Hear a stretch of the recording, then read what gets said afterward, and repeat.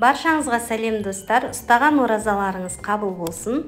Жасауы өте оңай әрі дәмді ауызашарға арналған ас мәзірін ұсынамын.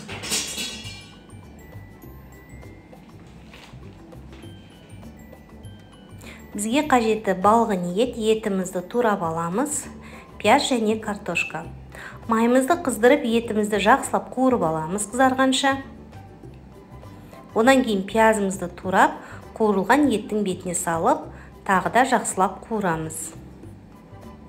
Араластырамыз. Әртүрлі дәмдеуіштер сепсеңіздер болады. Мен қарабұрыш және кориандр қостым.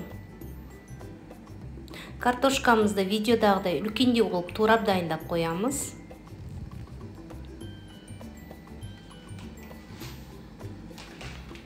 Қуырылған еттің бетіне картошкамызды саламыз.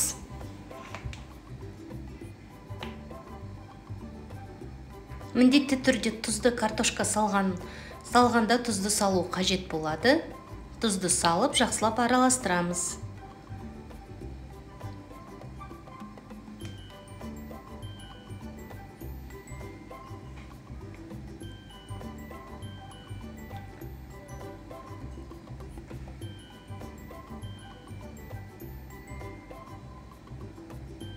Енді астындағы отымызды баяулатамыз. Картошка мен ет піскенше қақпағын жауып қойып қоямыз.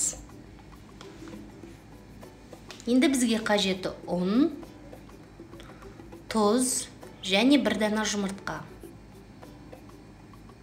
Жылы сумен қамырымызды бастырып илейміз. Басын біріктіріп.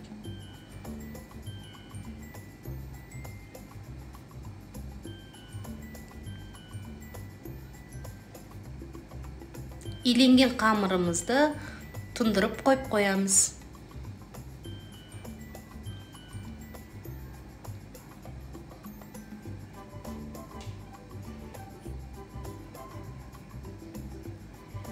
Енді дайын болған қамырымызды жаямыз.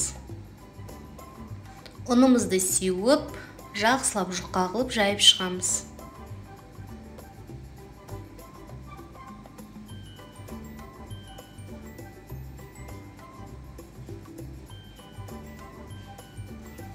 Дайын болған қамырымыздың бетіне майды жағып, осылай орап шығамыз.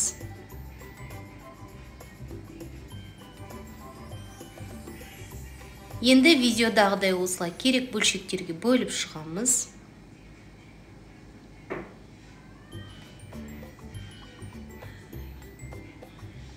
Дайын болған қамырымызды алып, мантаваркада буға пісіріп аламыз. Қамырымыз пісті, енді ыдысымызға салып, осылай әдемілеп, жаңағы картошка мен піскен етімізді саламыз.